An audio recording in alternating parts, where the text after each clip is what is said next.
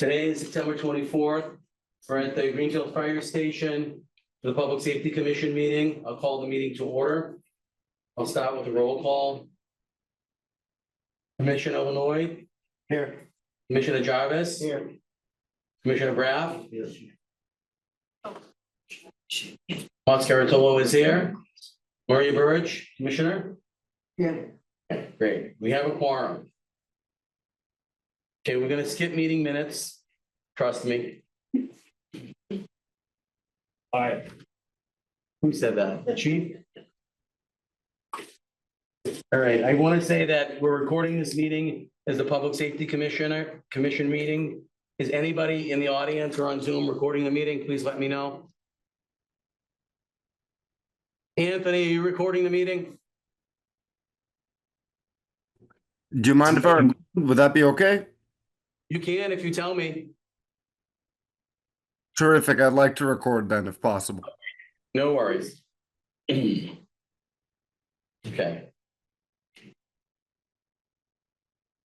All right, I'll ask him if there's anybody in the room that wants to make public comment at this time. Is there anybody on Zoom that would like to make public comment?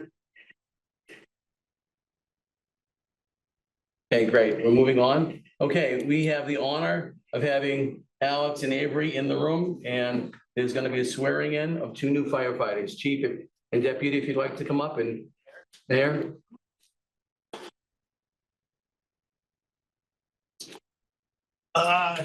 So welcome, everybody.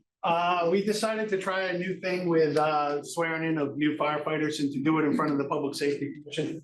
The process to become a firefighter is pretty long. And there's multiple steps to get to the point where you're offered a job. And then once you're offered a job, we onboard you, we'll send you to the academy. But tonight we celebrate our two new recruits. Avery Nye and Alex Terrell. Avery's at the Fire Academy right now. Alex is working days, but soon we'll be going to the Fire Academy. So we wanted to do a little quick ceremony in front of our public safety and welcome you aboard. There's a couple things that I tell every firefighter that gets sworn in here at the fire department. I have 3 priorities for you as chief of department. The first priority is to be safe. Our job is dangerous. We will do everything in our power to give you the best equipment, the best training, but the job is dangerous. It's your job to make sure that safety is always on your mind. With that said, we are also aggressive department, which means that when there's the job to do, we do it and we do it. We may be fearful, but we swallow that fear and we do the job. You will be put in harm's way, but we will do our job as safe as possible. But that's our first priority. Our second priority is be professional. Do your job. Bill Belichick says that. Do your job, right? Come in every day and do your job. Every day is a training day. Every day is a day to learn and really be professional. You are going to be at your best when everybody else is having the worst day of their life. And we expect nothing less. And lastly, have fun. This job is the best job in the world. There are challenging days ahead of you. There are sad days. There are days where you're exhausted, but the job goes by quick. And before you know it, you've had 30 years on the job. And it's truly the best job in the world. We are a family here. You are coming into our family. We welcome you with open arms. We want you to invest in Greenfield Fire as we've invested in you as firefighters. So without further ado, I will ask the mayor to initiate the oath of office. You can smile too. There you go. You want to come over here Sure. so everybody can see, all your friends and family can Step right in front of us. Don't even pretend we're not here. Okay, so you're gonna raise your right hand, all right? And you repeat after me, I, and state your name. I, Alex Terrell, Do solemnly swear do solemnly swear that I will faithfully and impartially, I will faithfully and impartially, and to the best of my ability, to the best of my ability, perform the duties of the office perform the duties of the office to which I have been appointed to which I've been appointed in accordance with the ordinances and the charter in accordance with the ordinances and the charter of the city of Greenfield, of the city of Greenfield, the Constitution, the Constitution, and the general laws of the Commonwealth, and the general laws of the Commonwealth, and the Constitution of the United States. and the Constitution of the United States. Congratulations. Thank you very much.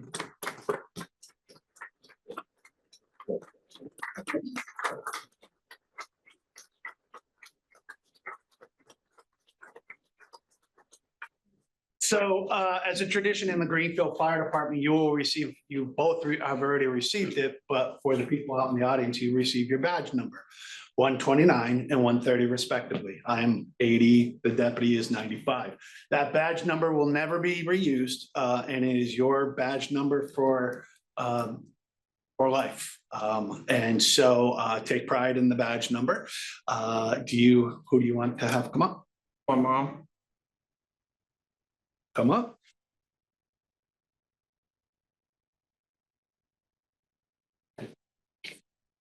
It goes right here.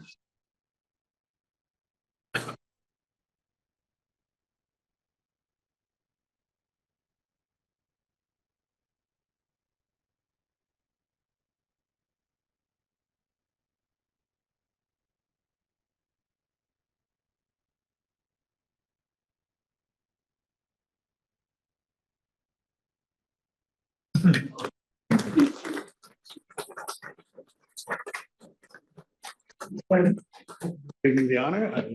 Absolutely.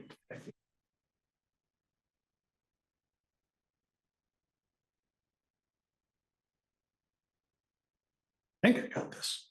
There you go. Congratulations. Thank you.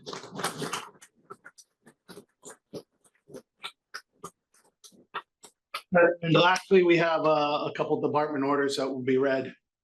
Deputy.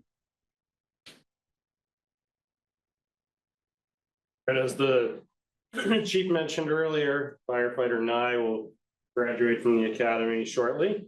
So I will lead off with his first.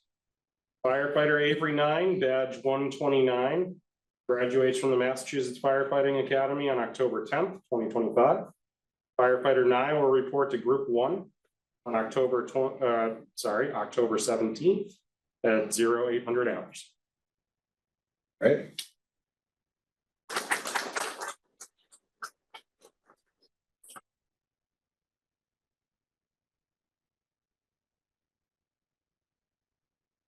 Firefighter Alex Terrell, badge number 130, will report to Group 2 on October 2nd, 2025.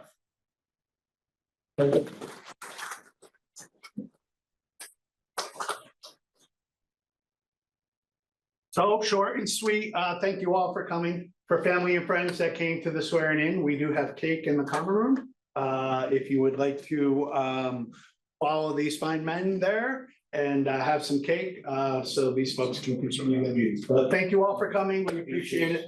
Speech is back. Congratulations. Thank you very much. Thank you. Thank you.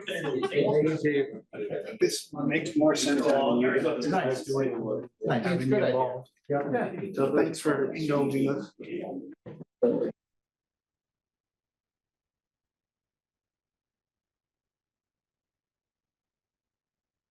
Yeah. Pleasure. Was a full.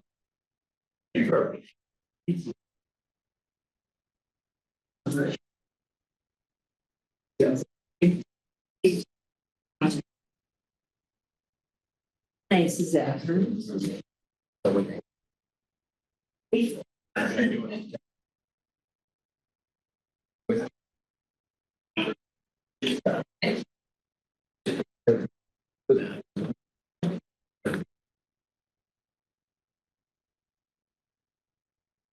All right, we're gonna continue our meeting. I'm gonna take a step back again, and I'm gonna ask if anybody, there's a lot of people in the room. If anybody in the room would like to come up and make public comments. Is there anybody online that would like to make a public comment? Please speak. Hi. Oops. Get out of the phone. Stephanie Duclos, Chapman Street. I'd like to speak. Go ahead. You can speak. I would like to, actually, what I wanted to say initially was I really wish public comment was at the end, so that we could kind of reflect on what has been happening and hopefully be able to, offer other incidences that maybe the public doesn't know or the Public Safety Commission doesn't know about. So whoever the chair is, I would hope that maybe you could include public comment at the end as an option as well.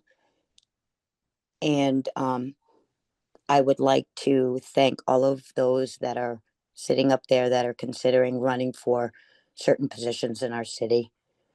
We're in pretty dire straits. So I want to give my thanks to you guys for the volunteering and for stepping up. Thanks. Thank you. Any other comments from anybody else? Okay, great.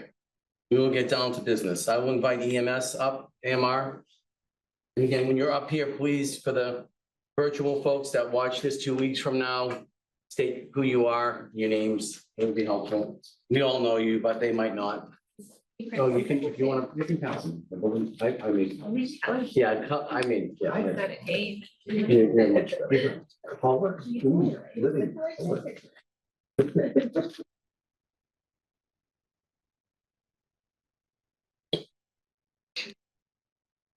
Okay. Right, welcome. Hello. Kim D'Angelo, Operations Manager for AMR. Good evening, Patrick Leonardo, Regional Director for AMR. Welcome. A quick recap from August. I know when we were discussing July, we jinxed ourselves a little bit, that we were eager for summer to slow down and volume to drop a little bit. August was our busiest month on record so far. We transported 310 patients, 911 calls through the city. We worked very closely with Greenfield Fire to make sure any mutual aid that was needed was covered.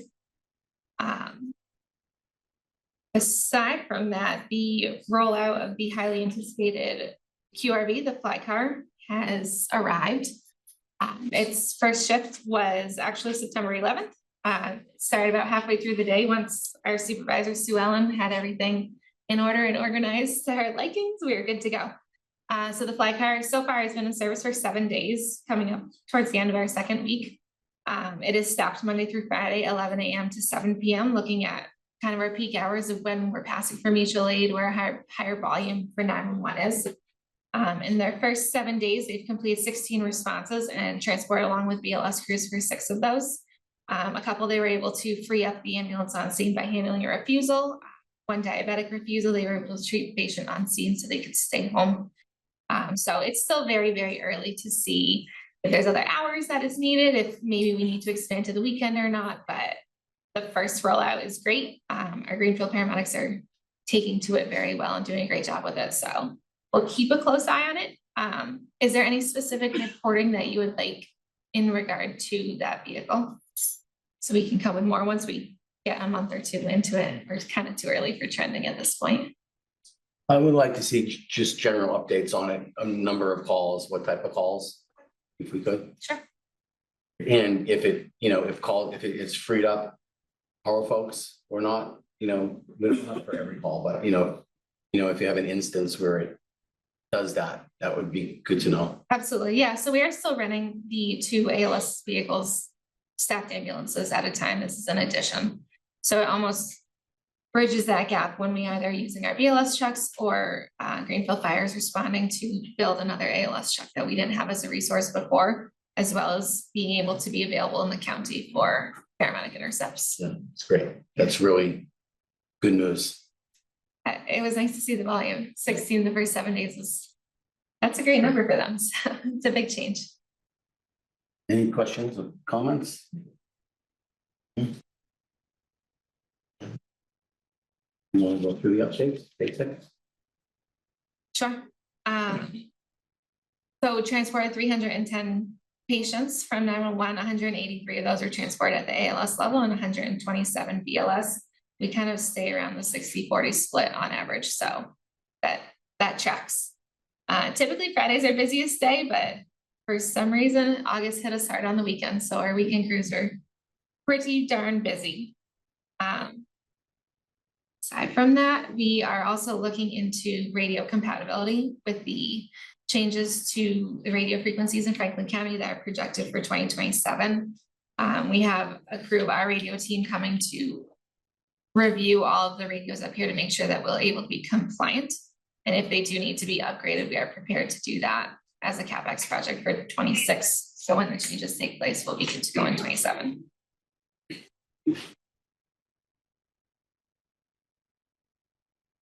Any questions? Commissioner? I do have one additional comment, based on the language of the contract. I have contacted the chief already in regards to logistics and a project plan to start doing CAD integration, which starts at our IT department. So we are already looking to see when we can meet and make that first meeting happen to see what the IT departments see as the best solution for both parties to make that happen. So that's already in process. So we gave a positive recommendation to the mayor. Have you received the contract, Mayor? Okay. Fine. Signed, great. Congratulations. Well, thank you very much. Great Good news. Any questions about that contract? Okay, great. Well, we appreciate you and your hard work. So thank you. I know they're doing for some reason on the website. Oh. They're not, yeah. We'll invite the fire department. We'd like to come up.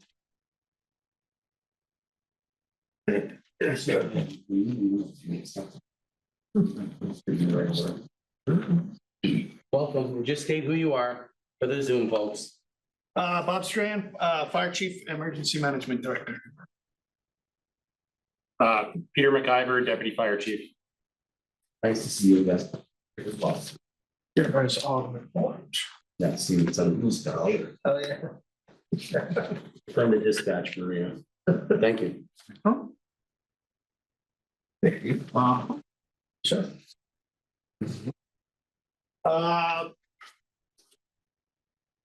First of all, a little bit of update to our fleet. Myself and a few others traveled out to Wisconsin to do the final inspection on the ladder. The ladder is in state and will be delivered within the next couple of weeks, where we will start training.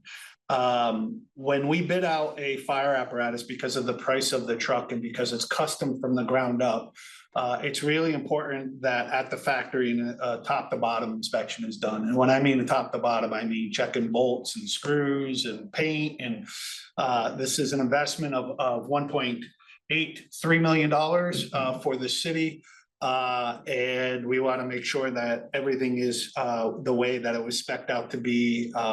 It's a common practice with every fire department to go out and do the inspections, but it's built into the overall package of the ladder truck. In addition to that, we purchased a used vehicle to replace a old cruiser that had 180,000 miles on it with our first ever fully electric vehicle. It is a Lightning pickup truck. We found used at a very, very unbelievable price.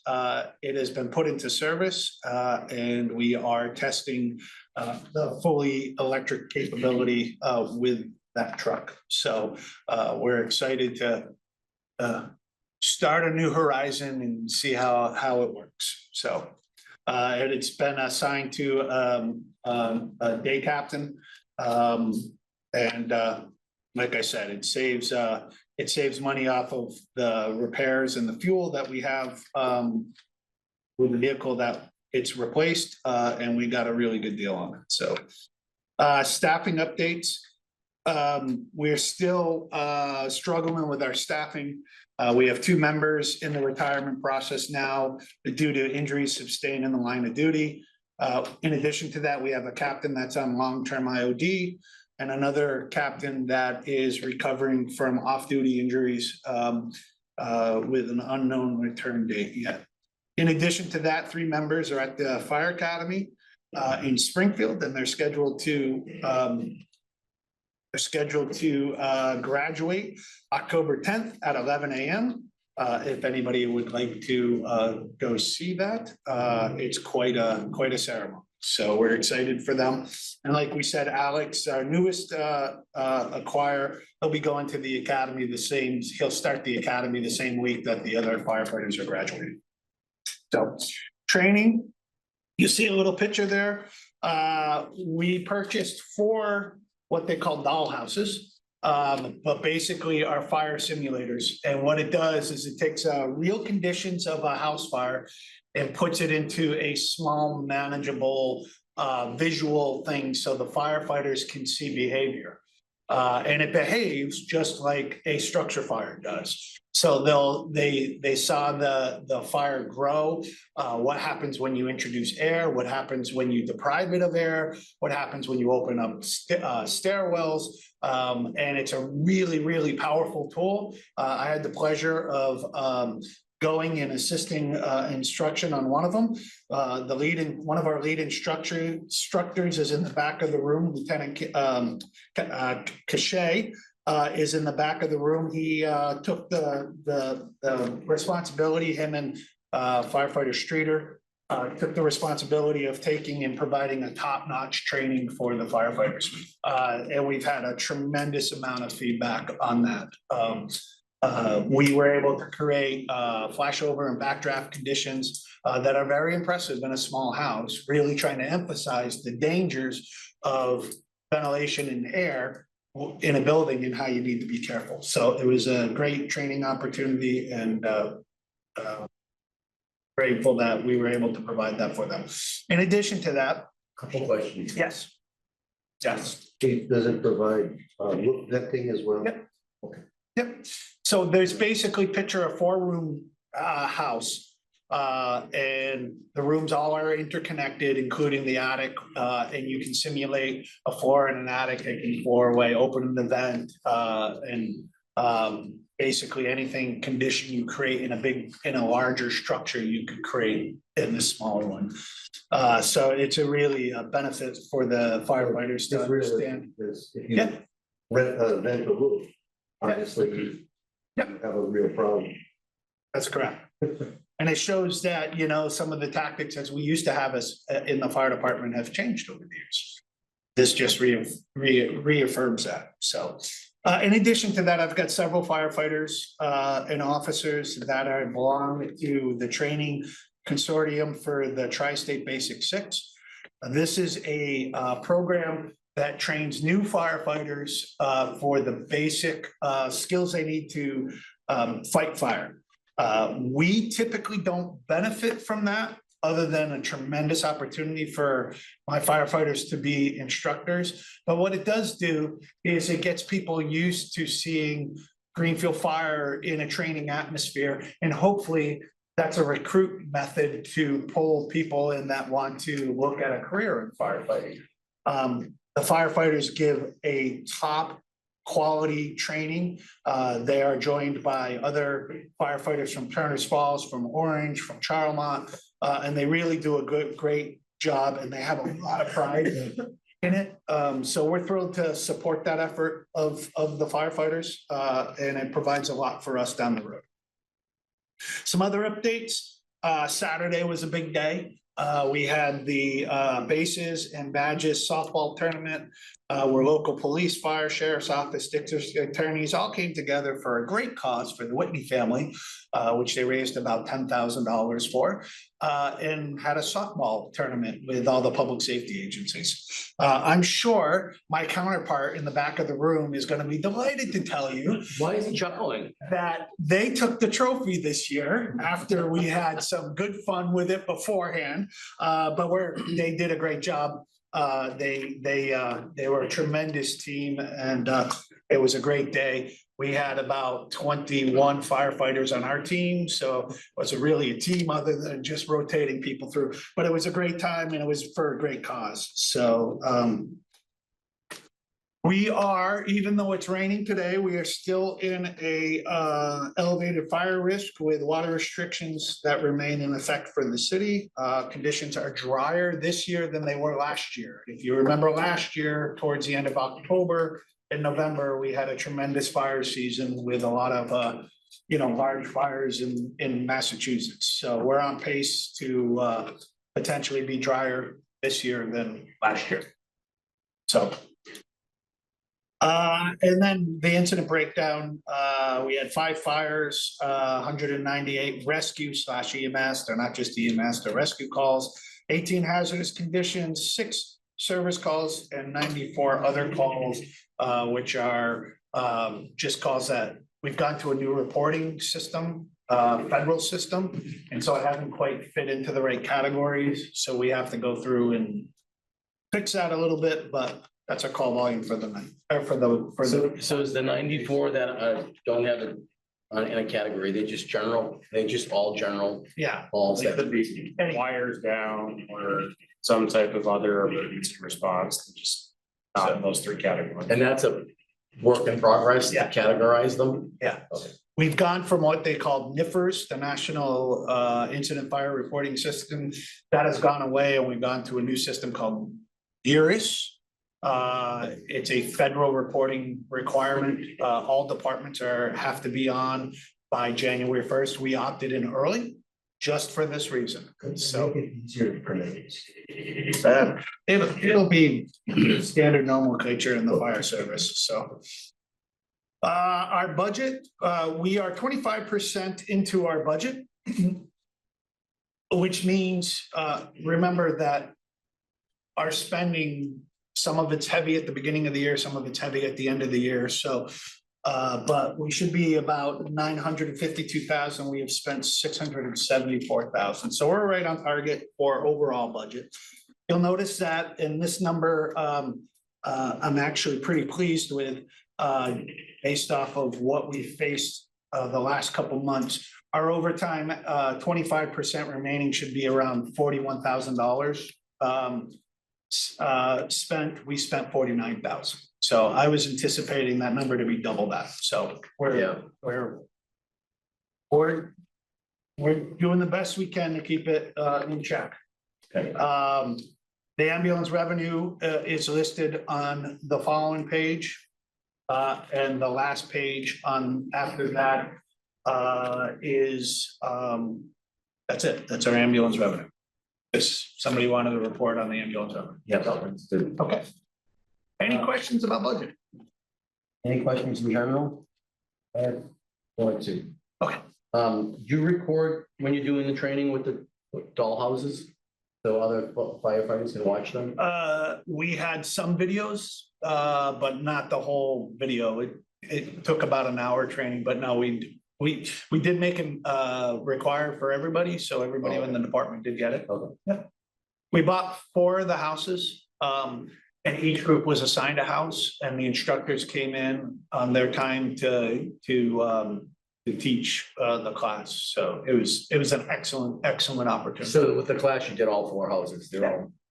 in Different shifts, but yep, different days, different shifts, but different scenarios or? no, Same. we pretty much repeated it, tried to get a backdraft. Backdraft is where you start a fire, and the fire basically goes out and you introduce air and the explosion happens. We were able to recreate that. We were able to recreate a flashover. It was pretty impressive, the fire behavior we saw in a little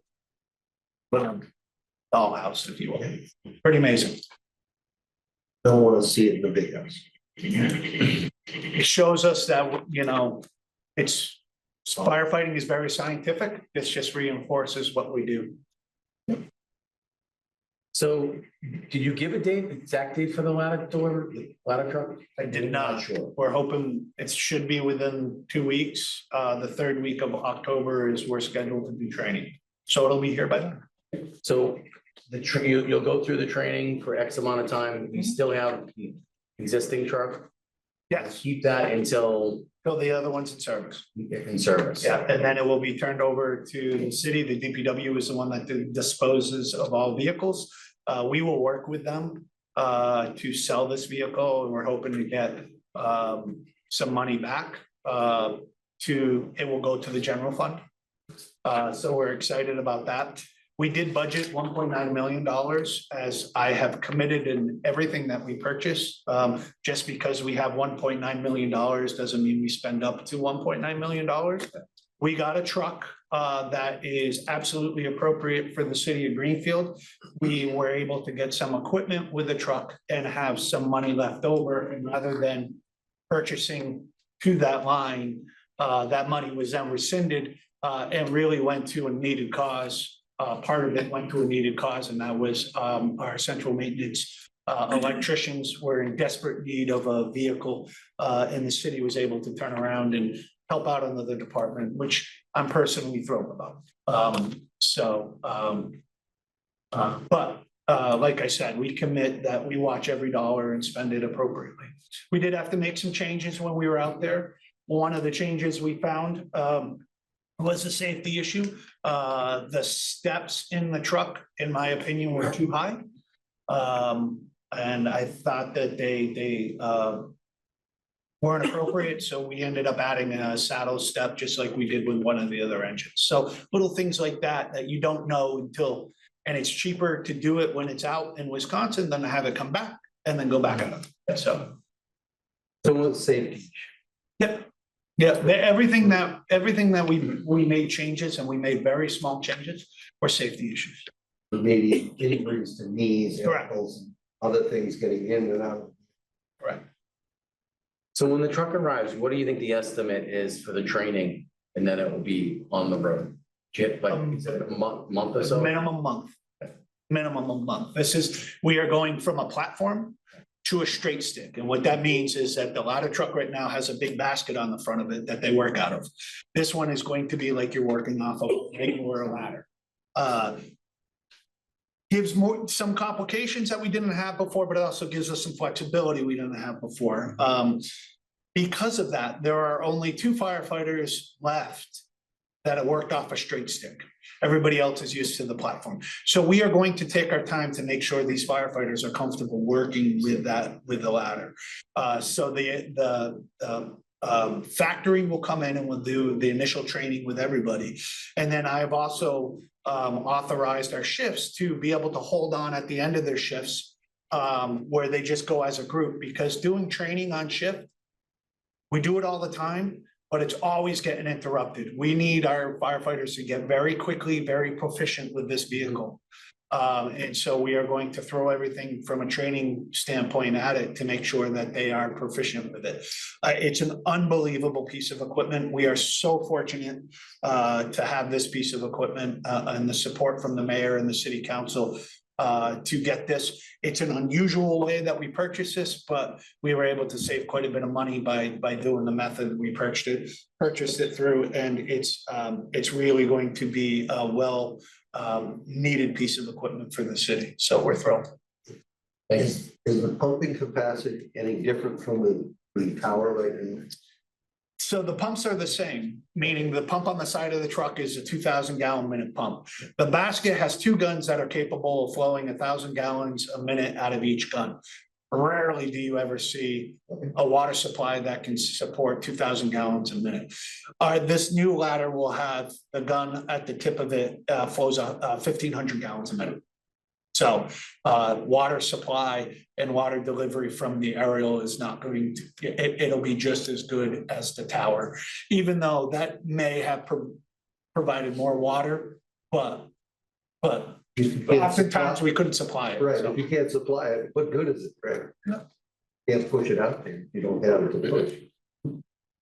Any other comments from commissioners or statements, questions? All right, well, thank you for your time. Very nice. All right, we'll invite the softball champion Greenfield Police Department. Actually, dispatch first. Sorry, we skipped dispatch. Look at the roll of the eyes. Program. I was gonna swap it around a little bit. That's okay. My meeting minutes are a little bit mixed up online, so we have to correct that. Yeah, you think? Very important information. I am Cindy Hunter. I'm the dispatch supervisor. Welcome. Greenfield Police and Fire. We appreciate you. Thank you. She actually indirectly. So for the month of August, we were up a little bit in our call volume. We had 3,332 calls entered for service. It was up about 3%. For our 911 calls in and out of our system, we had 2,301, which was up about 13% the month before. Let's see, shifts covered by our per diems in August went down a little bit. They were only about 60 hours. I covered 40 hours, so that gave us 100 hours of time covered, which saved a little bit of wear and tear on our full-time dispatchers, which we appreciate. Unfortunately, I do have to tell you that we lost another dispatcher. This, the 19th was his last day, Patrick DeCote. Patrick, we wish him all the best. He has actually moved on to the Sheriff's Department in Greenfield. That was actually one of his past careers. He spent many years, so a bunch of years at another jail away from here. So we're sad to lose him, but we wish him the best.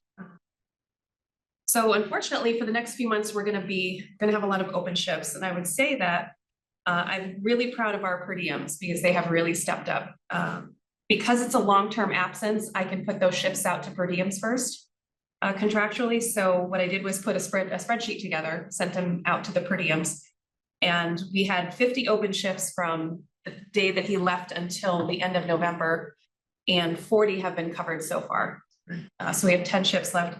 I have taken 5 of those, meaning that I swapped my hours from day shift to second shift, which I found has worked out really well recently, not only to give me some little experience back on second shift, but also to work with the other dispatchers that I don't normally work with. So that's a good thing as well. So yeah, really happy with our per diems. They're really stepping up and we appreciate that. So we did hold interviews. I would say thank you to Commissioner Dixon, but she's not here, but thank you to her because she sat on our panel, which we appreciated as well. She gave some great insight. We only, at this time, we only had 4 candidates that we interviewed. We did choose 2 to fill our 2 open positions. So HR, I was notified today, made the second conditional offer to the second candidate. So now we're just waiting for the PD, for the detective to complete the background checks. And once that is done, then HR can give them a start date. So then we'll start. So that brings us with these 2 to where? So we will, so with Patrick still there, we were 9, which we can run with.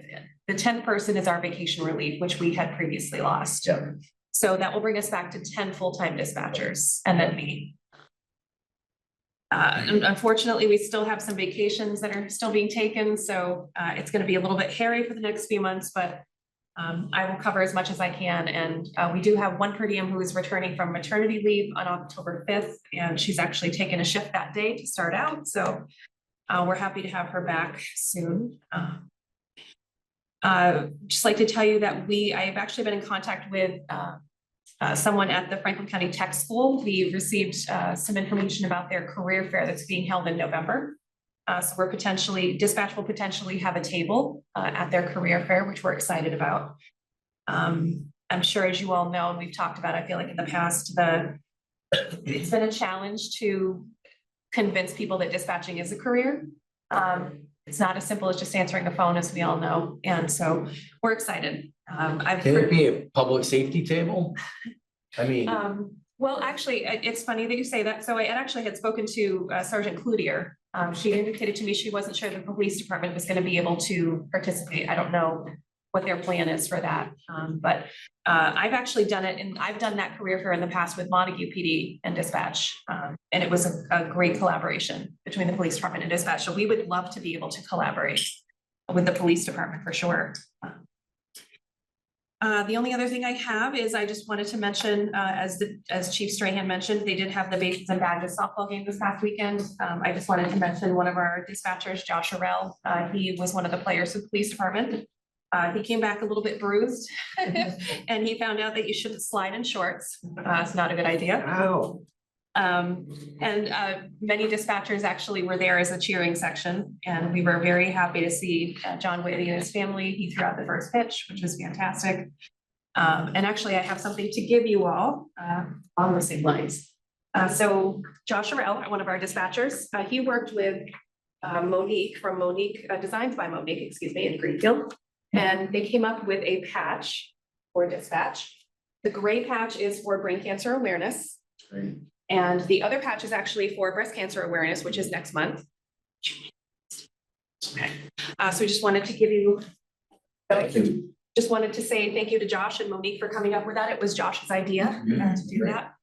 And actually firefighter Whitney actually stopped into dispatch yesterday and picked up some patches for himself and his family. So, yeah, so we're happy to be a part of the cheering section for John. So, yeah, they really did a great job. You didn't require emergency services, did you? No. No. Yeah, designed by Monique. She's done our uniform shirts. She did the patches. She does a great job. And yeah, so unless you have any questions. Any dispatch questions? I have a comment. So our Women of the Moose were putting together a 10-4 event and invited dispatch.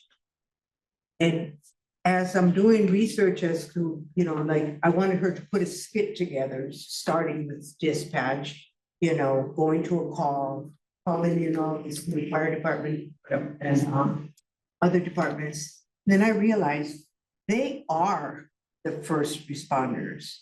People call in because, you know, the title is first responders, honoring the first responders.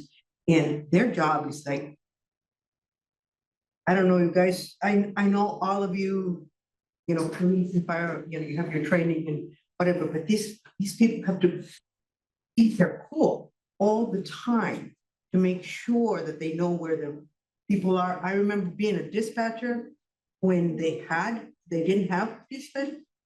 And it's like, it just brought back to it. And I really appreciate your department. And I hope everybody in the city or that really does appreciate your department. I appreciate that very much. That is something that you hear often when we go to trainings or, you know, we're the first responders, as you said. And it's really not as simple as answering a phone. And, I mean, and I think sometimes it's harder just because we can't see what's going on. We can only hear it. And I know from the last 24 years that I have voices in my head that will probably never leave me. And, you know, calls that I've taken. So, but I appreciate that. Because again, it's only been, you know, in the last 10 or 15 years that we've kind of come to recognize this as a career and as an actual, you know, a part of public safety. So now if we can just convince our lawmakers in this state to classify us as first responders. What did you say that they had classified you as We're secretary? classified as secretaries currently. Yeah, so They need to spend a day in the in the comm center. dispatch room and they need to Absolutely. listen to the calls that come in and, Absolutely. you know, how quick you have to think and how much you have to maintain your poise and, you know, your cool, to make sure people are getting the right care that they need. Is there any training coming up? No training yet, so I have been in contact with State 911. I've still not received the okay for our current grant or that we've just applied for. I actually, on that note, I actually attended a Zoom grant training class last week for the application process. They also offer a Zoom training for the reimbursement process, which I will do hopefully in the beginning of next month. So hopefully that will help me. Yeah, so I'm in contact with them. I'm waiting to hear back. It's not, I don't think it usually takes this long. So there was some paperwork snafus that we had to, you know, fix with them. And Todd tells me the chief tells me there's always something every year. So it's not unusual, but so hopefully this week or next week we will hear. Great. And then we will be able to get our training started. Thank you.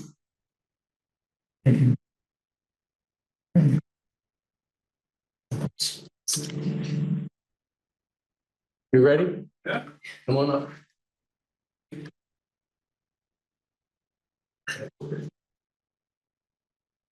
Oh, they brought the cup. You might have heard something. They brought the You cup. might have heard some murmuring. Does this get, Whispers and murmurs. does this get passed around every year for the I winners? witnessed it, the whole 4 games. You were MIA at some I point. heard this one. I heard scuttlebutt. You're gonna leave it right there? throw your money in it, and we'll be back. It's gonna be under review. It has to be under $25 though. We're doing a boot drive. Yeah.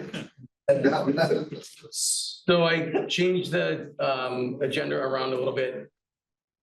Mayor, if you don't have to come up and sit here, but if you'd like, you're welcome, and I'm inviting you, if you do want to make comments.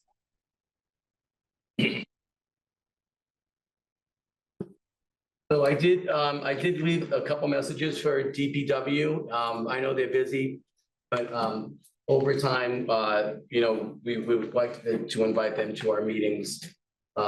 We agree with both you and the chief that they're a part of public safety, so we'll get them here.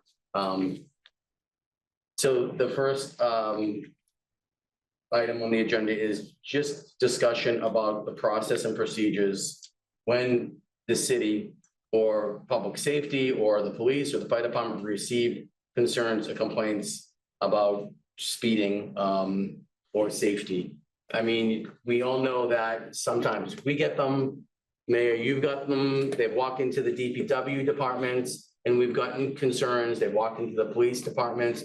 But I think it's important for us to just open up the door and really talk about, like, what the steps are, no matter who gets the concern, right? If we get it, if you get it, we want to talk about, like, who does it go to? How does it get processed? What are the steps if it, ends up going to the fire department or the police department?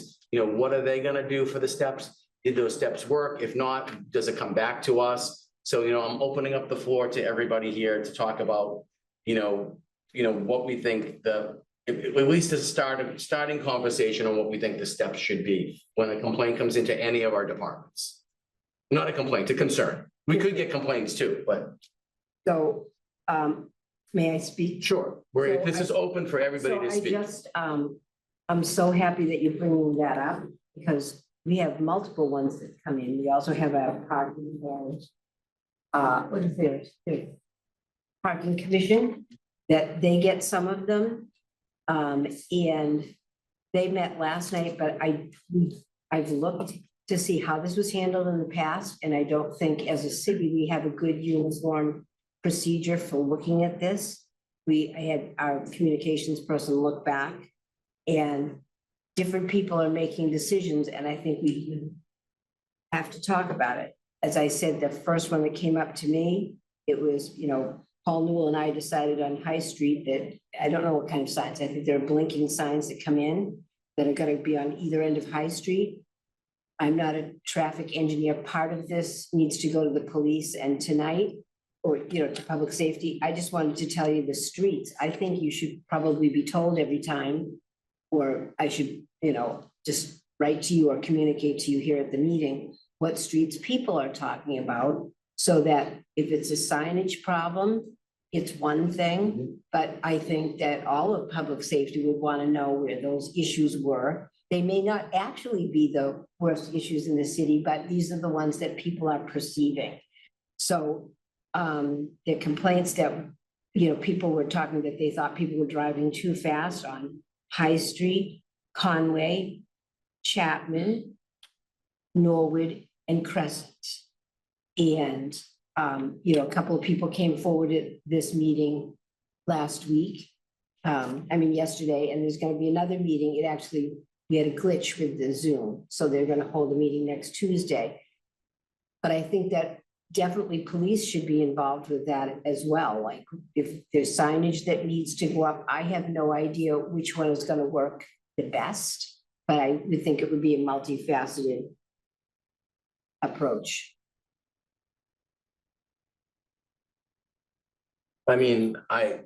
Comments? I can add to that. So just to add to what she just said, that's one entity receiving.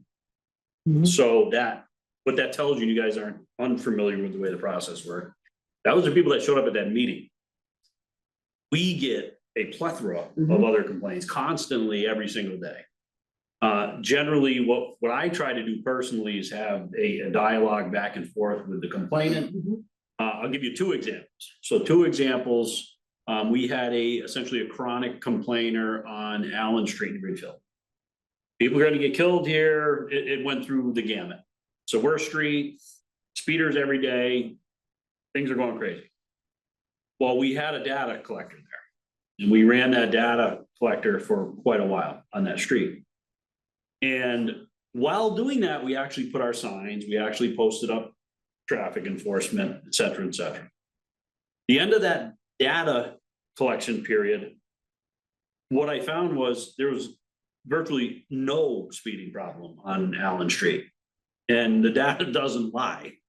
So the perception of what's being seen and or the desire of an individual may not meet what we can do, plain and simple. I'd love to have a cop on every single street and slow cars down. We just don't do that. We just can't do it, simply can't. So that's one example. I sent a very nice email back to the individual. I included in that email the stats from the data collector and said, we have to properly triage traffic complaints and yours is not rising to the top. I'm sorry. Here's the other streets and this is where you sit. Very low on the priority list of enforcement places. Then I had another really angry individual who lived on Lamplack Road. He's up one side and down the other of me because we don't do anything about traffic on Lamplack, which is number one is wrong because we actually do. I think there was 19 instances of traffic enforcement logged on Log Plain Road. I went through the log. We log everything. That's why we log everything. Lamplack or log plate? Lamplack. Okay. Yeah. Adams turns into it. Right. Yep. So in an entire year, there were 2 accidents. One was simply a mailbox got hit and the other one, a car went off the road. No injuries, no nothing. So again, data driven, that doesn't rise to the level of us setting a whole troop up there. So if you compare that with streets such as the Rotary itself, that has 300 accidents every year, it wouldn't make sense to have someone up on Lamplack Road when it's almost certain to have another accident on the Rotary today. So again, we are spreading out things we do just so everybody's on the same table. I think 100% of the responsibility ultimately is police. We'll own that, we'll take it. But we do have to get other entities involved, as the mayor had suggested, for signage, changes, things of that nature. DOT, in most cases, has to get involved. You can't just put, contrary to what you think, you can't just go and throw a stop sign. DOT has to come in, like she's saying, engineers have to get involved. They like to do their thing. Right now, as if you guys aren't aware, there's a really huge traffic study for Mohawk Trail. Big time, because they're redoing that whole big Y area. So, but again, even the smaller roads require quite a bit of involvement from other entities. We can't just, crack a whip and say, put a stop sign here, put this here. What we can do, and we have done, and with the help of DPW and certainly central maintenance, is we put those solar radar signs up. Basically, every one of our command staff members now has rotated through writing grants and getting those. So we have those all over the place. That's one method. We have our 2 pull behind trailers that we deploy as often as possible. We had what we call the dummy car out for a while. We don't have that option right now. We don't have enough cars. So that is something that will return and it's very effective. What we get is we get an opportunity to do traffic enforcement without paying anything.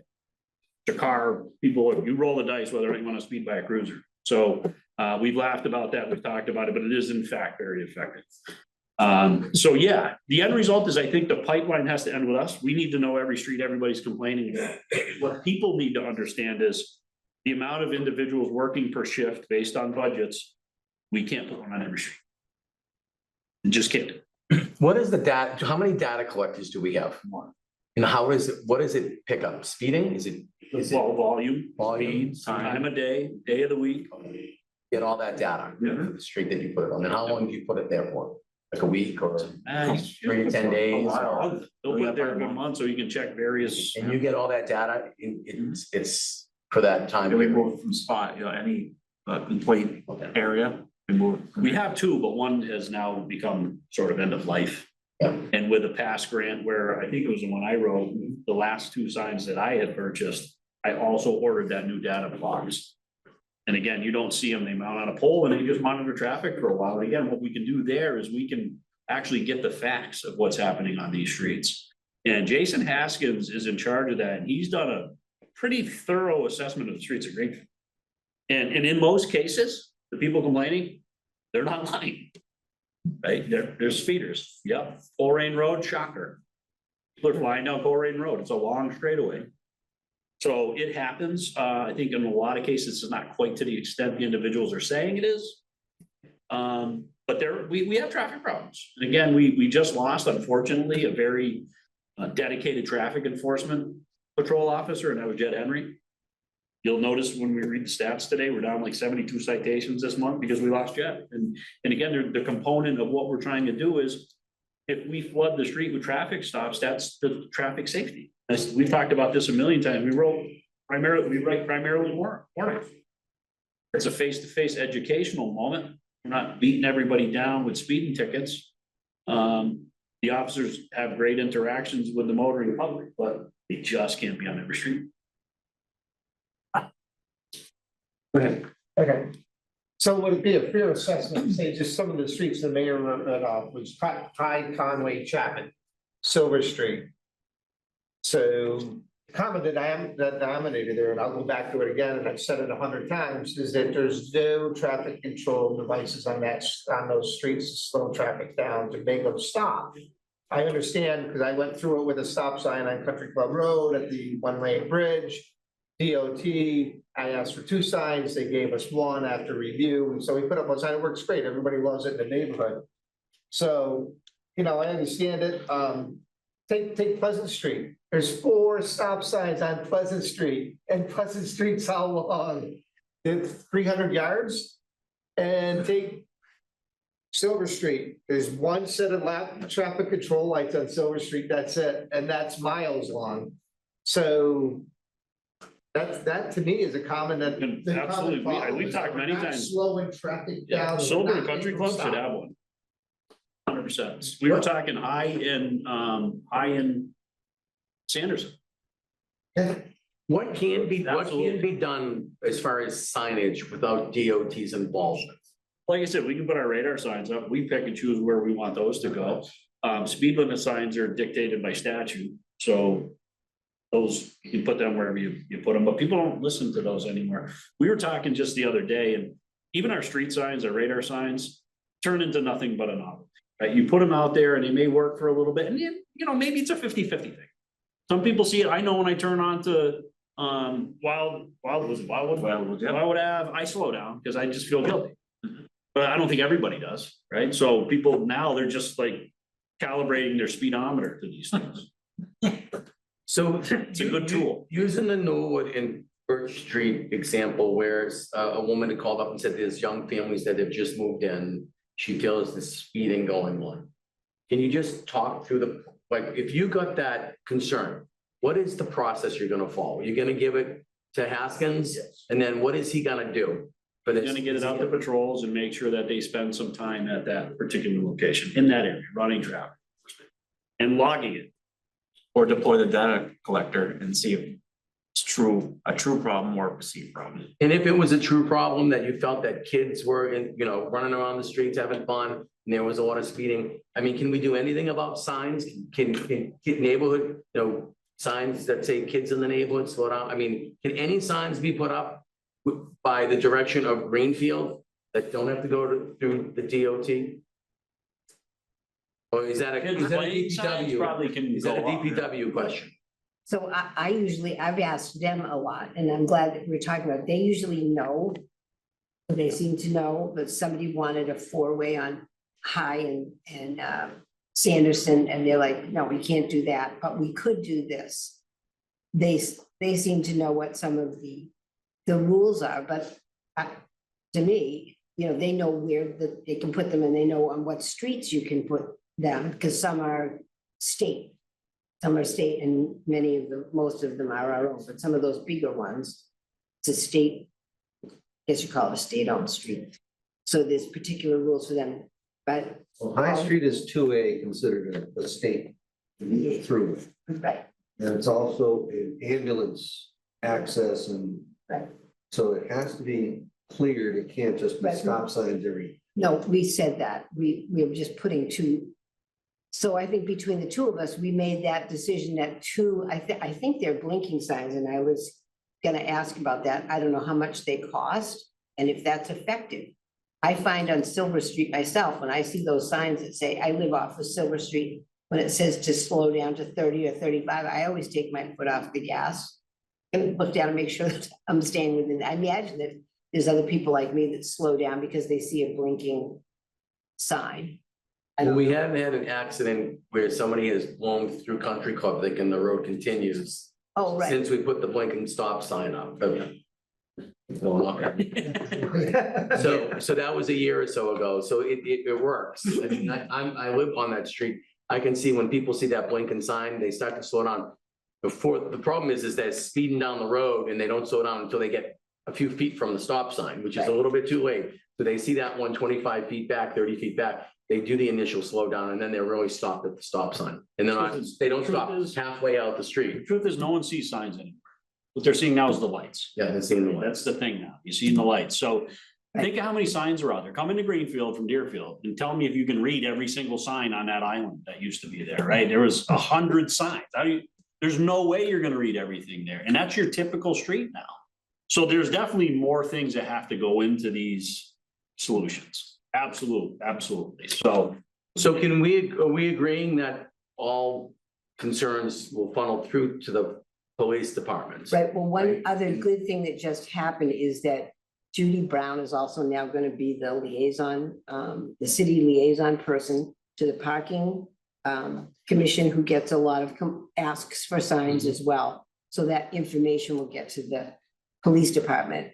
But I just feel like I will always make you aware of the complaints that we get. Because you all should know that. And any suggestions to the process, I welcome. One on Sanderson Street, we talked about a blinking stop sign on that, but the neighbors that were there, they didn't want the blinking stop sign. Sure, nobody Because it wants would the be in blinking their stop sign. eyes, and I'm like, in the end, I think public safety trumps all of it, so I don't have all of the answers for that. That's why we brought it up why it's here as a topic. I have one question. I'd like the DPW and the police and all of our service people to look at the obstruction of vegetation. On Silver and Federal and Berniston Road, there is a pile of vegetation on the corner where you can't see what's coming down Berniston Road because of the thickness of the vegetation. You can't see coming out of Countryside Condominiums Road to the south on Country Club Road because there's huge piles of bushes that are obstructing your vision.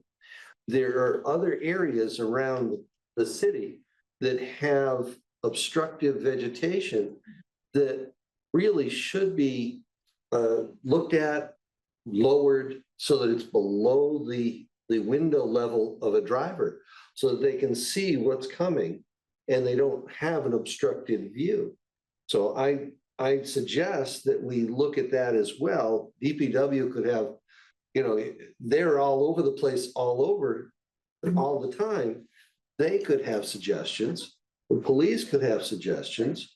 And I say that if we work with DPW to ameliorate this situation, that could be something that would be great for a lot of people. There might be less hesitation, in other words, somebody might not get into an accident if they can see. And a lot of what you're talking about, though, it doesn't fall within the DPW's purview. Understood. Because it's gonna be on private property, although maybe tree belt, it's still opening up a can of worms. I'll give you one, Maple and High Street. Yeah. You come up Maple Street and you want to take a right or left and you look south to see what's coming north and there's a hedgerow and that has drove me nuts forever. And it's been a fight forever. And I Because think, it's privately owned, it's not as easy as a DPW coming over and grinding them down. and I think that zoning board should have something to say about it. In other words, the zoning board should say, the hedges have to be a certain height at intersections because they can't be that 12 feet high, so you can't see around them. People might like them, Yeah. but they So might. all ordinances are being reviewed. That is a very good point. Where I came from, we had something about the height restriction on anything that was in an intersection. I have a complaint on Thayer and Durin. at the end of the road, that's vegetation. If it's on, and we had one by Starbucks and Aldi's because they weren't You took care of mowing that. the lane. I went up there myself. Then I sent Mark Snow up there because we had to find out, was that Mass DOT land?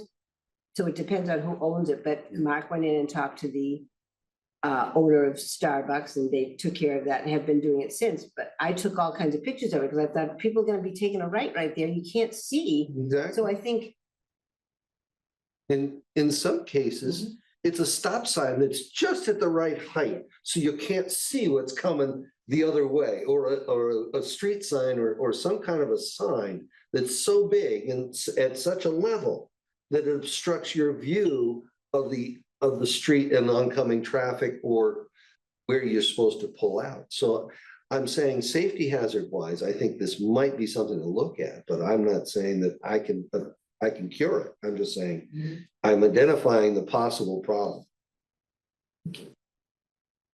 If I have a question, Absolutely. what is the policy on, you said something about the speeding. When an officer stops the speeder, right now, are you just giving them warnings or are you actually giving them tickets? It's officer discretion. Officer discretion. There's any number of things can happen up to and including arrest, depending on what the offense is. But looking at our statistics, the vast majority of our officers are seemingly compassionate and they write mostly warnings. But I'm assuming if it's a repeat offender and they know the person, they're not gonna be taken advantage of. So there's a thing, when you pull over a motor vehicle, there's a thing, what we call the KQ. It's your driver history. And officers they know to look through that. So whenever you run a plate in your car, it brings up a ton of information. One of the things is their driver's history. And obviously, if there's a horrible history, the person isn't learning. So now all of a sudden it's beyond an educational moment. Now we have to turn it into a punitive moment. We're gonna start issuing citations for that. So the warnings, in most cases, they're not bad driver's histories. They're just, so the warnings are in that history? you might not see a warning. But what we do, so more information that you get is our in-house records. And they would see the warning in that, yeah. And they look through this stuff. That's how they make their decisions. So the warnings can be verbal or written? Now, we don't like verbal, it's a waste of time, although there are some. Okay, so we do a written. Oh, so you get credit for what you do. You don't put on a ticket. What's the point of stopping a car? Written down, it didn't happen. No. Well, it's a good start to the conversation. The concern that I have is, like, I've seen this, I know of this concern about Norwood and Birch Street. I hope you guys have it, right? I mean, and then like, is there gonna be follow-up? I don't know I about think, that. I think we should make sure that whoever gets it and whoever is gonna take the lead on it follows up with the person that has put in the concern, right? Can So you that get me person. that one? Because I don't have We it. can get it, I yes. can give you that. Perfect. Just so like, if somebody calls if somebody asks one of the public safety commissioners a question, we want to get back to them to make sure they feel like they're getting a response. Sure. So I want to make sure that. It's one of those things where you're gonna find is the individual who calls and complains. If you do anything to that intersection, like a physical change, everybody else is now gonna complain about the change. Um, And we've seen this for 30 years. But the No fact- solution the to fact these is, to things. keep up, I mean, I have a neighbor comes to my house and complains about the blinking stop sign on Silver Street every other day. And I keep saying, we haven't had an accident there since it's been put up, right? So, I understand, and the light's not shining in his house, it's on the opposite side of the I'd street. rather not have a fatality. Exactly. Okay, well, thank you. Any other? I have one more that I just want to bring to your attention, Homestead Avenue and GCC. So this, I feel like it merits being here tonight. Somebody came and spoke about that yesterday at the parking commission. Evidently, the gate that is from the college that goes on to Homestead was always closed. And I'm not quite sure how that decision was made to open it, but they are opening it every day now. During the time that school is in session from 8 in the morning until 10 at night. And the neighbors that are on Homestead are very concerned. I'm not sure. I don't think I've walked there. I don't remember that street even has sidewalks, but I could be wrong. Well, that gate was closed for a gazillion years, so they never had traffic. It was like a dead end. They didn't, and they're talking about the size of the street, and it's a big change to that neighborhood. And I think that the person who's in charge, I'm speaking, I don't know there's any officially, but that maybe who's ever in charge of things at GCC as far as security, that the president's decision may choice. have been made there.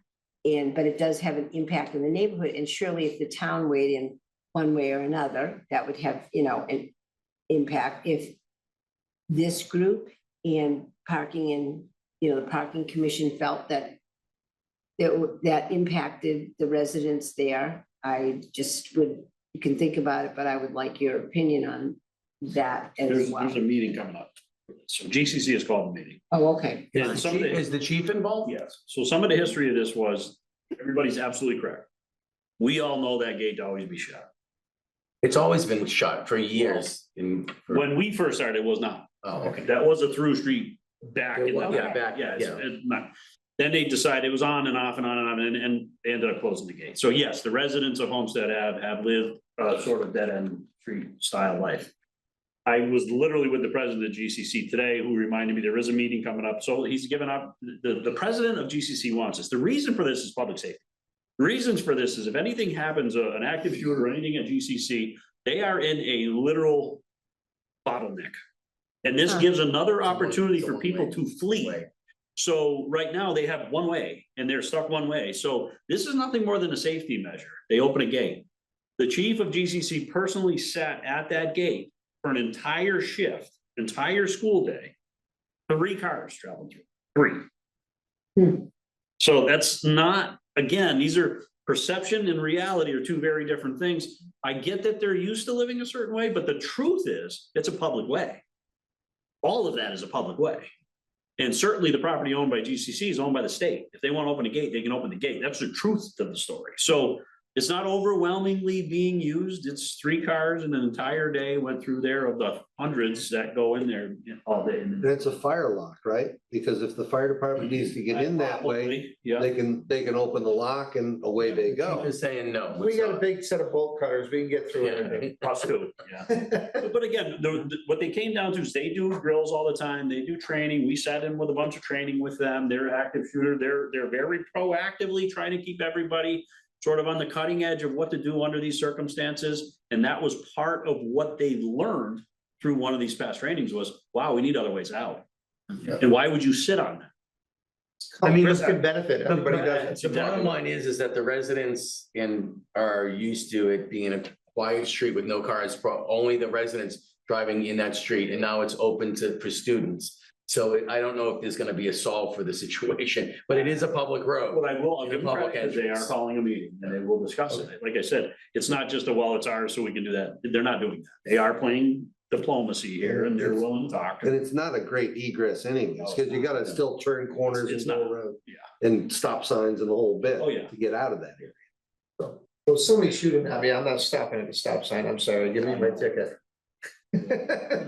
I don't think they'll be watching. Surrounded by wetland. They're going the other way. If They're you going go towards off the of their shore. road, you're gonna get stuck. That's why they have another road off through home. Exactly. Yeah, well, thank you for the, So when is Information. that meeting? I'll definitely. There's Jack's a gonna give it to doodle me. poll for it.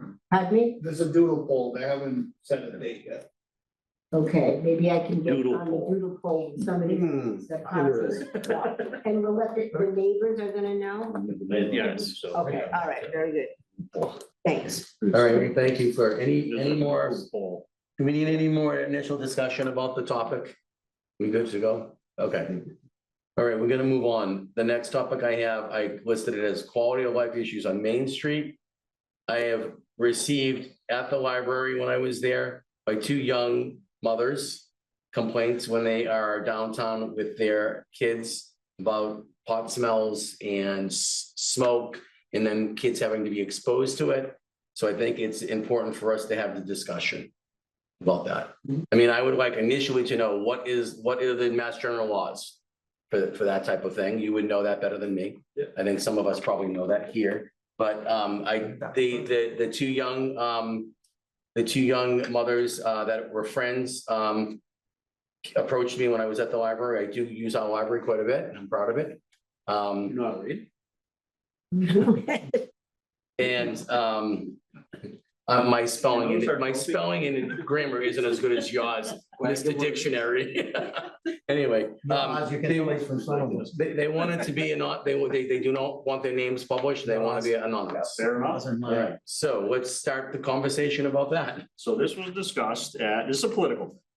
So it was discussed at the last department head meeting. We kind of touched on it. This is a national thing, right? So I had said previously, there was about a year ago, I traveled down the eastern seaboard. I've been out west a little bit. There's not a popular place you can go anymore that you don't smell marijuana everywhere. It's everywhere. And in some cases, it seems people simply want to flaunt it, right? So with regards to Massachusetts, we had talked ordinance change, various methods. First and foremost, we got to decide if it's a problem.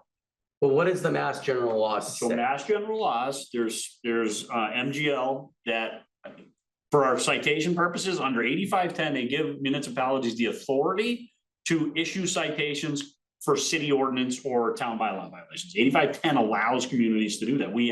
We're part of that. So now you can take that in another portion of a state law. So when the acts came out about smoking in public, smoking cigarettes in public, there's already regulation to say, in municipalities under 8510 can create bylaws so that you can't smoke in certain municipally controlled areas. When they made the laws relative to marijuana, they just partnered to that and said, this cannot be smoked also where where cigarettes previously were not allowed to be smoked. We already have it. We really have to change nothing. And we can start citing city ordinance violations for smoking on municipally owned or controlled properties. That's a situation the mayor is going to have to chime in on, because again, that's where it becomes a little bit political. And are we going to walk around citing people? I know that historically we are relatively aggressive, I'd say, about kicking people out of like the Vets Mall who are smoking, or down in the energy park. Yep. If our officers encounter people smoking in public, they ask them to distinguish it. I don't think we've got a ton of citations for it. I think when Laura Gordon was here, she did. But this goes back to an entirely different problem, which was the processing of a city ordinance violation. There's stacks of them under desks that never got processed, if you remember that conversation we had. So again, there's a processing issue.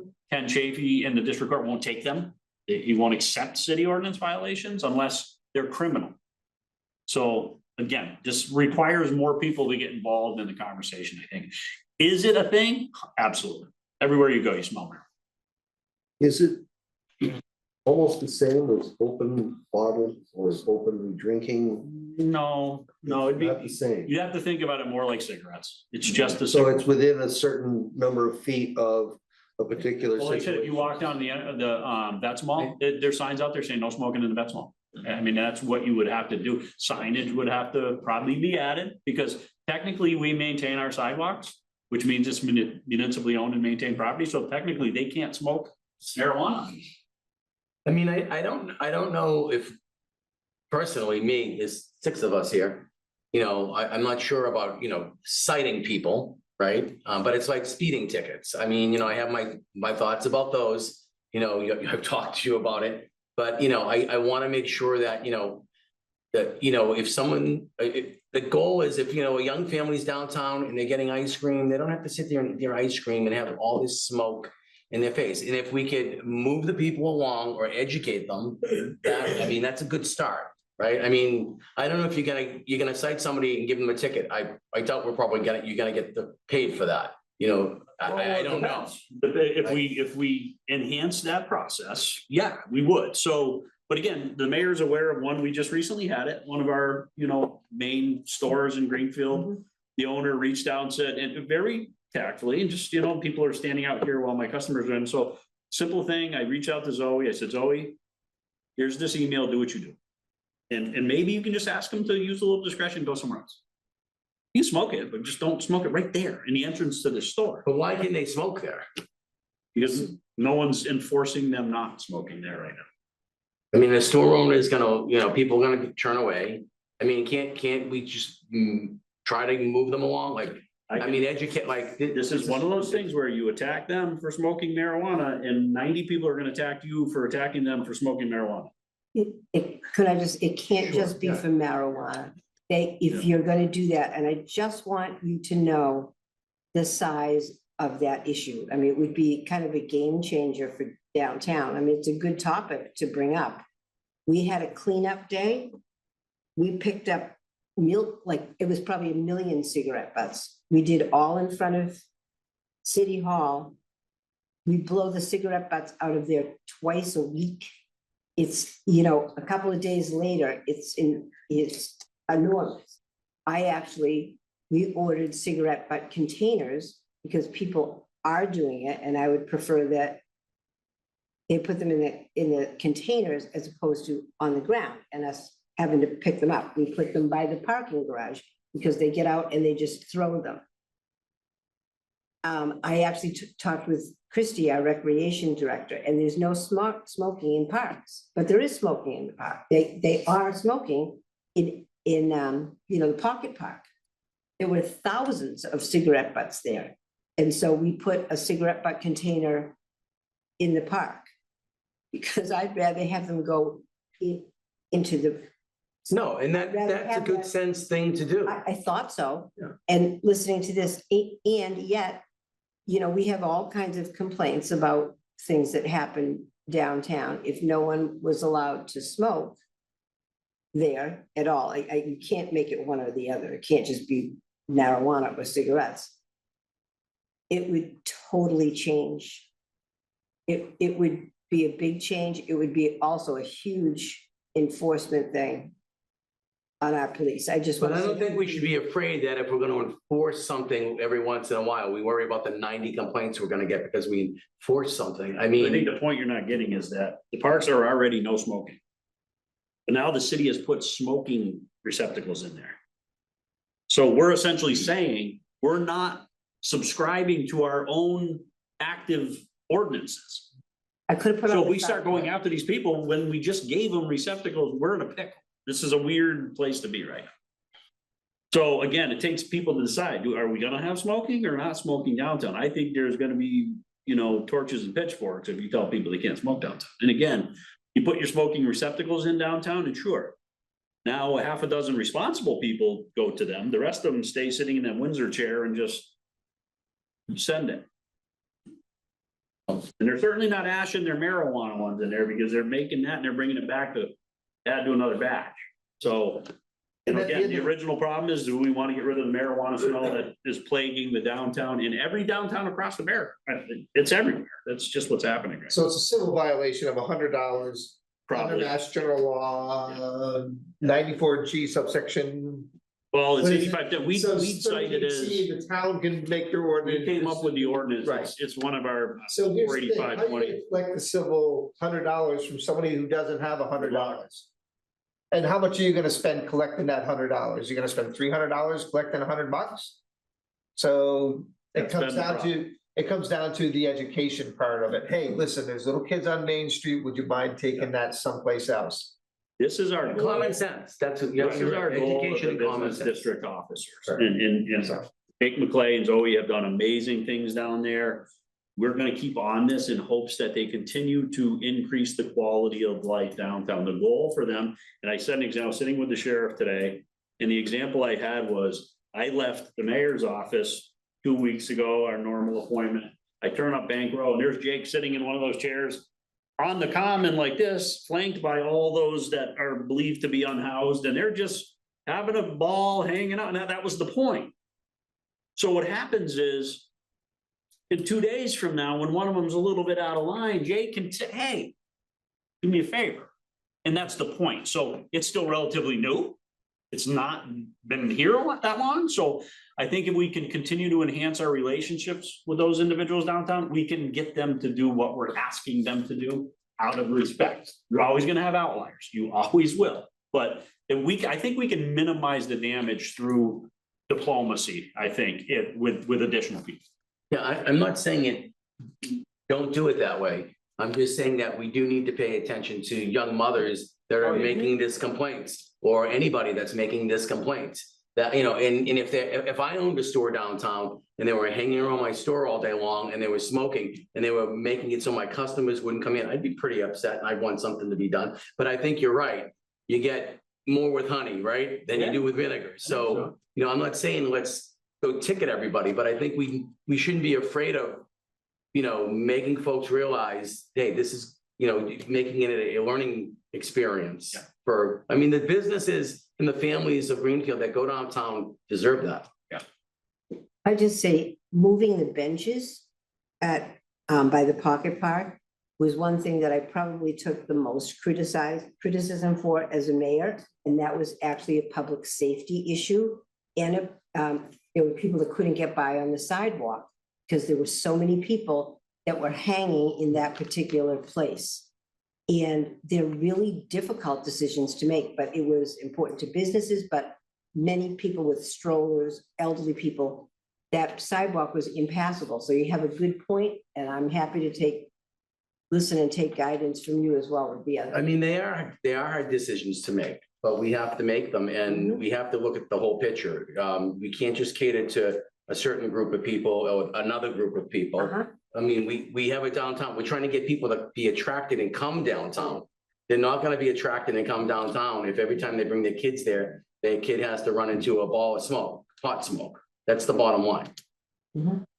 One thing I'd like to ask is, do we have the capability of asking our Franklin County Business Association to help with the education program? In other words, have them have a program about, you know, safe streets for the kids. If you're gonna smoke away from the kids, smoke away from the mothers who have their kids, you know, make the business district a business district instead of a smoking district. You know, trying to educate people in a nice sort of way. I think that the business association could probably do something with that in their advertising or in their promotions of Greenfield businesses somehow. We're trying to get businesses back to Greenfield, and, you know, promoting things in a nice sort of way might be a better way. I don't know whether it'll work or not. I'm just saying, we gotta try something. I'm for that. Thank you. I don't think we can enforce our way out of it. No, I don't either. I mean, Things turn on, they happen because of spite, out of spite. Once you get to that point, we're trying to use the nice guy approach right now. Civil disobedience. They No, call but it. it's what it is, but if you look at it again, the numbers, that a lot of them want to do it, so. Like I said, I think I was trying to eat a burger on the strip in Vegas, and I was probably higher than the guy smoking the huge. He's coming right through the restaurant. Every corner I went around, every time I walked around, I went all over, like I said, it's every community I go to up to an intersection, how many times you stop into your car at an intersection, you smell it wafting in your windows. People driving up in front of you, I mean, it's everywhere, it is everywhere right now, but it's not gonna get less. It's just a matter of hoping for compliance, that's all. Help us out. Well, we appreciate what the downtown offices are doing, and just, you know, it'll be noticeable if there's a change. I know you're working hard at it. Any other comments for public safety commissioners? Excuse me? I said, you don't want to hear mine. Recto whipped out there, Maria. I would love to hear yours, but that's okay. Any other comments from anyone on this? All right. We will move on to general updates. You got anything else, Mayor? You want? Yeah. Thank you, Mayor. Appreciate your time. The stats. I forgot what we were doing here. Oh, is that it? The boring stuff, August. We handled 3,602 calls, which was up 94. Time spent on that was 1,861 hours, which is up 179 hours. Calls handled downtown business district stays pretty steady at about the 300 range, Yeah, it 380. is pretty, it has been pretty steady. Incident reports were down 23 to 170. Accident reports were up 6 to 53. Arrest reports issued were up 11 to 58. And citations were down, as I had previously indicated, by 72 to 163. So immediately upon seeing that, the command staff went to work. And we're respectfully asking the balance of the troops to step up and cover the gap that was created by Jed Henry. He was outgoing with the graphic stuff, so. How are they feeling about that? I haven't heard anything yet, but I don't care. I want them to just step up. I don't care how you feel.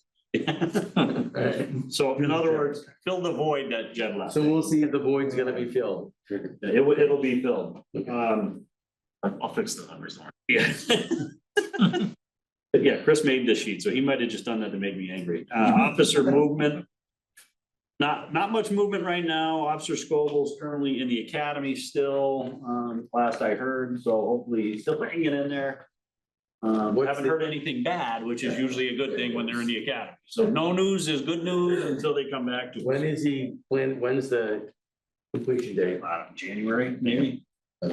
Yeah. We are working on, we're short one right now due to Jed again. So we're likely scheduling some interviews in the near future, and we're trying to develop a plan to vet individuals. Yeah, we're trying to vet, although we can't use them as police officers, we want to hire them on. And we're exercising this right now, trying to figure out the works to it, but we want to get individuals who will then go to the academy so we can get a large portion of their training done ahead of time. But more importantly, like we used to do in days of old, we can see them and vet them ahead of time. But before sending them to a 6-month academy on a full salary dime, it'd be nice to see them for a while, put them to the test a little bit and make sure that it's a good mutually beneficial plan. How does that work? We hire them and we just train them. What are you hiring them as? Police officers, but they can't, they have no powers. So we take them on basically under the guise of training. So back in the day, I don't know how they do it now, but I know back in the day, the state police would hire you on, and you were part of the Division of Standards and Training. You weren't the Division of Law Enforcement. That's why they could pay you. They're not being sworn in. They're not being sworn in. So we're hiring them on so that we own them. And now we have them on a rotation that we can put them through all the training that we have. But again, the benefit that we get is the vetting process. We get to see them. We get to know that they can do it. They have the capabilities to learn. They have the capabilities. They have the right personality. Super important. The individual we have in the academy right now is a perfect example of what we'd rather not do. And I'm not saying it's not going to be perfect. He might work out magically, but we don't know him. We don't know. To me, it's a risk. You're throwing the dice. Right? To do this once, puts you out a year and a half. My point in that is you go through your hiring process, you vet out your candidate list, you send one to an academy. That academy is 6 months long. Then you put them through a 3-month-long field training program that's when you determine whether or not this is going to work. You're 9 months. That doesn't work. Well, you give them remedial. We don't just kick them out. Like, we invested a lot of time. We want to make sure we get the best opportunity. So now you're at least 9 months out before you decide this isn't working. So you're back to the drawing board to hire. But we've been in that situation where it didn't work out. Oh, absolutely. Sure. Absolutely. So right now, that means you're not seeing a new cop in that spot for a year and a half, minimum year and a half. So why not onboard them now? Get to see them and make sure they can go before we spend 6 months full-time salary on an academy trained person that comes back to be a flop. So not everybody can do it. Are they hired with the understanding of this plan? Absolutely. Yes. So they're not gonna come back and say, you committed. Yep.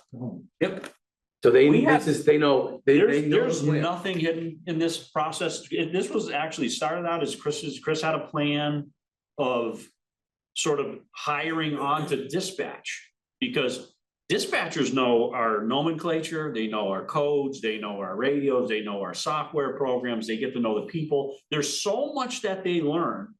The problem is we can't steal a spot from the dispatch union to do this, knowing they're gonna matriculate over to police. So that doesn't mean just because they were a dispatcher, they're gonna work out as an officer. No, that's not, but no, we hire him as a cop, but we were gonna take a spot from Oh, you're gonna dispatch, take a spot from. which is not fair to their union.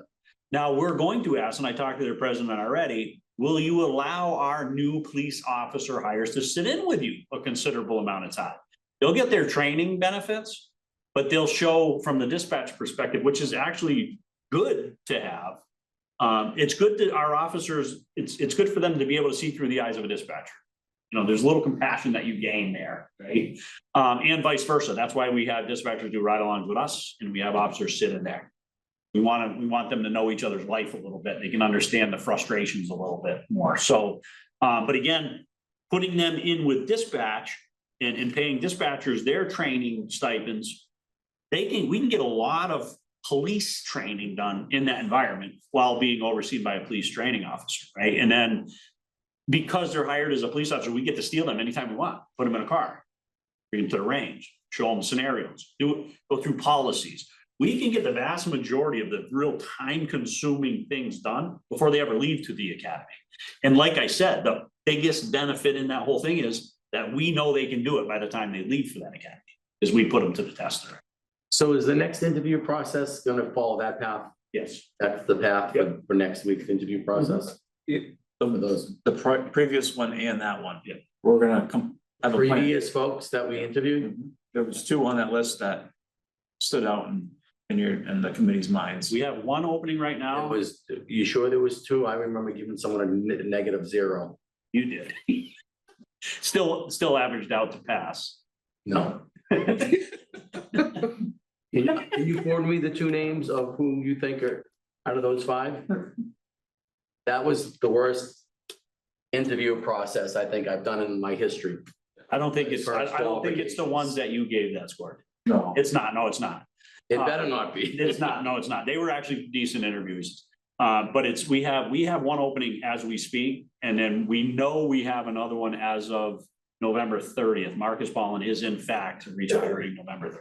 So, and then Jason Kratz, he's very open about it, this ain't a secret. He's talking now about maybe even December. So it's more likely March, but So that's 3 positions? Yeah. But there was an academy in February that like, if So this happens, then the sooner we get these individuals in, the sooner we start vetting them and making sure they qualify, that they can do it. And vice versa, they gotta know they wanna do it. So So how long will the qualifying period be? till the academy comes. It's all predicated upon when the next academy pops up. Right now, we know it's February. In Holyoke, and I think it's Yes. March and. Boylston goes. So again, there's one in there now. Moving on to substation, we're still fine tuning hours and stuff, but we get a lot of really good feedback.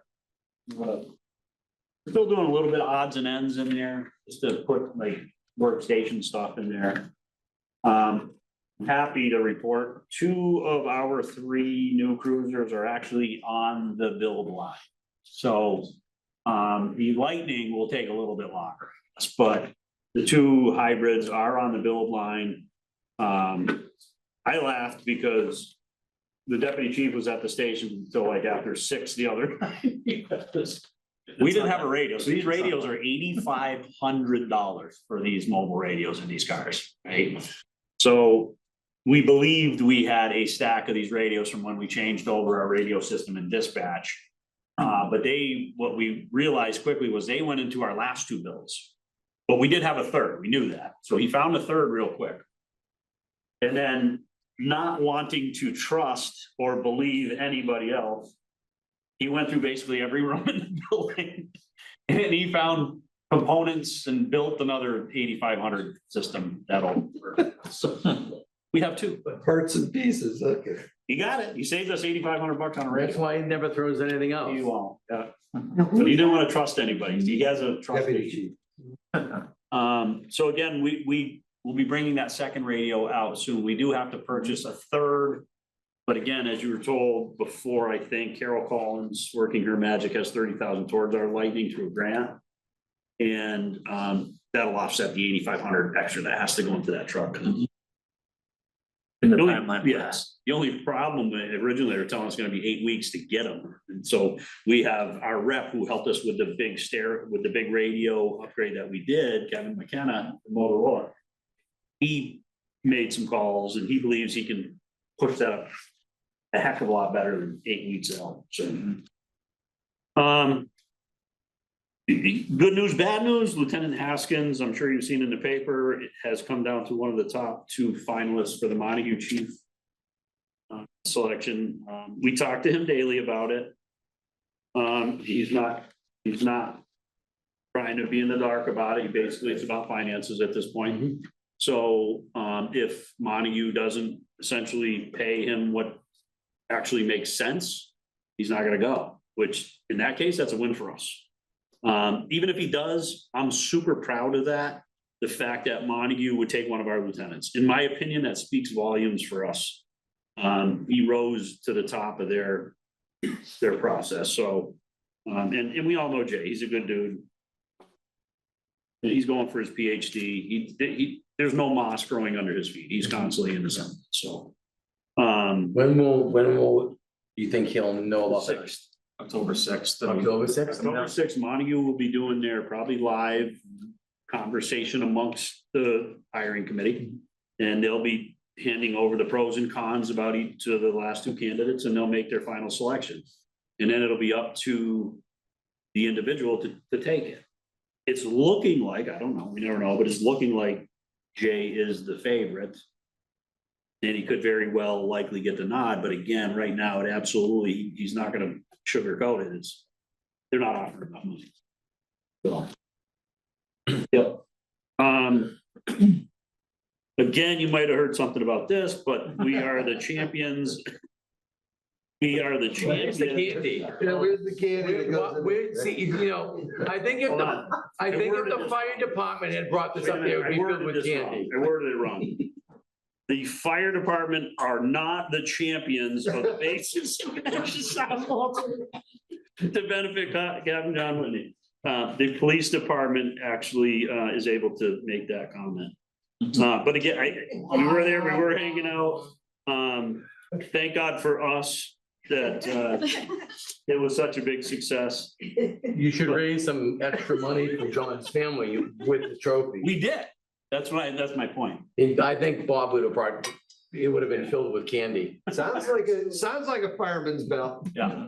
I mean, really. I honestly, the deputy chief and I were talking about this. I honestly have not seen a better team building event in a long, and I'm talking across disciplines. Yep. No BS. It probably was the biggest morale builder for everybody that I've seen in a extremely long time.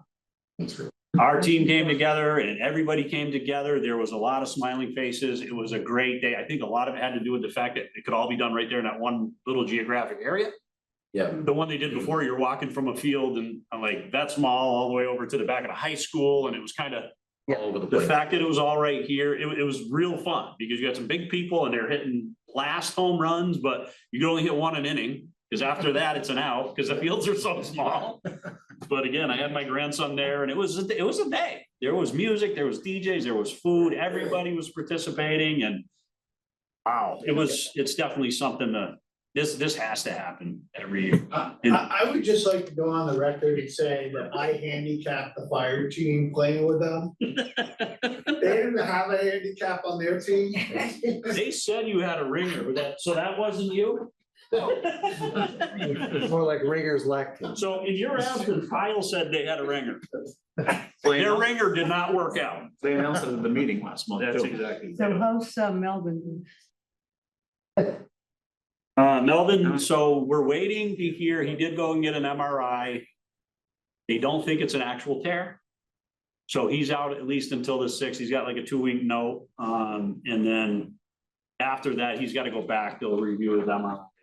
Determine whether or not it's longer. He's a worker. I can tell you, he's one of the people that he's not going to drag this out. He wants to get back to work. So yeah, but he's in good spirits. He's okay. Okay. You want to do the last 2 pages? The budget report. Oh, come on, give us the good news. We're still above the line on the cruiser maintenance. but that's not gonna last much longer.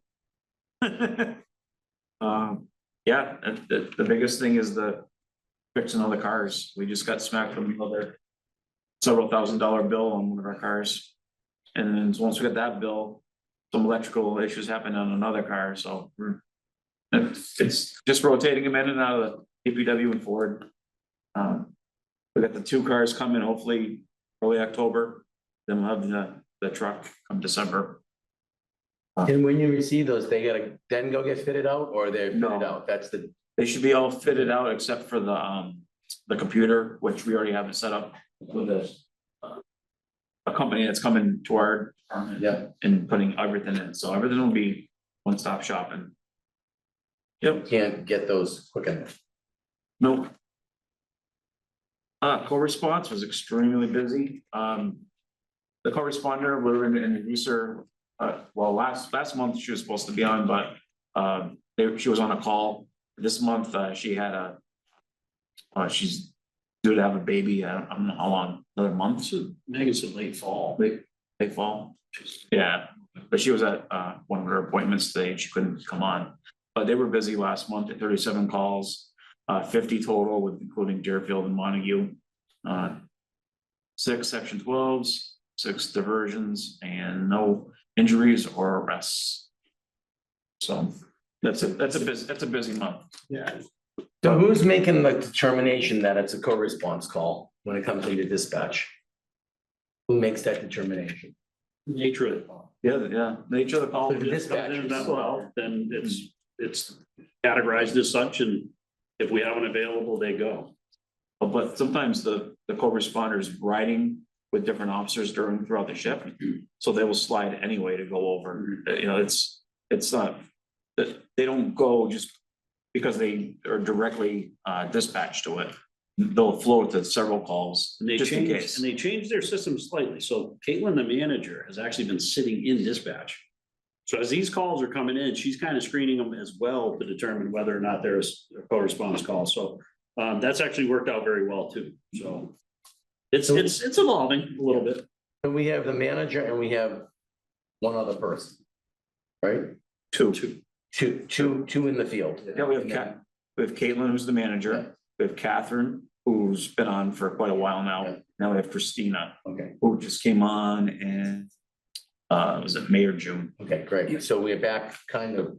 We got 2.5, really. Okay. Caitlin's more behind the scenes now, but she does respond, you know, and if they're elsewhere, but yeah, And you said There's plenty of work they for 'em. rotate shifts, right? yes. One's on day, one's on afternoon, or, Yeah, usually days and eves, and then Caitlin works whatever, she's a manager, so her hours are whatever it is, she has meetings to attend and all that stuff too, but then she fills in some of the blanks. Other two. Comments. I have, I think 2. One is that I saw the cadets. I don't know how involved you are with the cadet training or anything else or where that comes from. But at the fair, they showed very well. They looked good. They were very sharp. They were very nice. I don't know how you're involved with I them. can't take the credit for that. Is almost entirely Lieutenant Haskell. Yes. It's his Okay, trained well, child. I think he and a needs, lot of support. I think he needs some attaboys. And thank you for showing, I mean, they just look good out there. And the other thing is there anything where they're thinking of a career coming in and building their skill level up to a riding? Yeah. Kind of. One of them's a dispatcher. I already took a job. Okay. So they're working that way. Okay, Yeah. that's what I'm saying. I we mean, were a few years out. if you build your program, they will come. Well, you talked about a stepping stone program. So, you know, I think that ends at 18. He can't be a police officer yet to 21. Oh, I At see. 18, he took the job as dispatch. So you want to talk about goals? He's working perfectly towards where, and like I just said, how much you learn as a dispatcher about the police side, it's a ton. And it gives you that even-headed Absolutely. feel where you're going to be on a level where no matter what, you keep your cool. So that's. Some may stay dispatch, some may go off and do something else, but obviously his goals are his goals and he's shipping them out one by one. Understood. No, I just wanted to give you that Yeah, feedback. no, it's He's deserving of it. Jason's done a really good job with that. Yeah. Thank you. Any more questions or comments? You all set? Okay, great. Can I get a motion to adjourn? No, No, you have more, You got more comments? you have more comments? no. Question. Okay, Next meeting is November. yes. What happened to October? I made, that's an error. I'm not skipping October. It's a typo. I was, There's many, there was some, Okay, what's the meeting date of October? there was some, I can tell you that, there was some communication and grammar challenges. Let's bring up October. So that would be one, two, the 22nd. So that's a correction. That's the fourth Wednesday of the month. The 22nd is five Wednesdays in October, so it would be the 22nd. And November is still the 26th? I don't, no, that's probably off. Do we have to think that far in advance? You Who could. knows? It'll be by Thanksgiving. Maybe we won't be. November, we probably won't meet because it Might be a big it's on the turkey. 26th. Yeah, So we probably will cancel the November. it's probly a negotiated day off. Greenville's packed. So let's worry about October, Okay. the 22nd of October. Thank you for bringing that up. Commissioner, trouble managing my and. One more and question. I want to make sure that we get the DPW in here. We're gonna work with the mayor and the chief of police to work hard on getting DPW to attend some of our meetings. Yes. I Okay, move that we adjourn. second, Then we have three. second, all in favor? Thank you for paying attention. We are. Can you, chief, can you shut the recording off, please? Where's the camera? See you walk downtown with chief, you gotta cut back on the gloating. It's not complimentary. Did I come off as bragging?